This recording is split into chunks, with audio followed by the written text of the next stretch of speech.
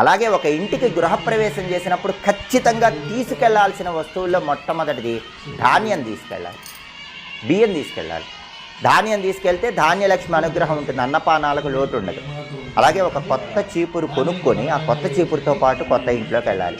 చీపురు లక్ష్మీ స్వరూపం కాబట్టి కొత్త చీపురు తీసుకొని కొత్త ఇంట్లోకి వెళితే లక్ష్మీ కటాక్షం సంపూర్ణంగా ఉంటుంది. అలాగే పాల సముద్రాన్ని చిలికినప్పుడు లక్ష్మీదేవితో పాటు కొబ్బరి చెట్టు వచ్చిందని పురాణాల్లో చెప్పారు. మీకు వీలైతే ఒక కొబ్బరి మొక్కను తీసుకొని కొత్త ఇంట్లోకి ప్రవేశించండి, బ్రహ్మాండమైన శుభ ఫలితాలు కలుగుతాయి.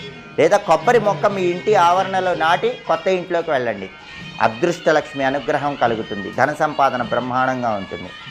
అలాగే నీళ్ల బిందెలు తీసుకుని కొత్త ఇంట్లోకి వెళ్ళాలి. ఆడపడుచులు నీళ్ల బిందెలు తీసుకుని కొత్త ఇంట్లోకి వెళితే అదృష్టం కలిసి వస్తుంది.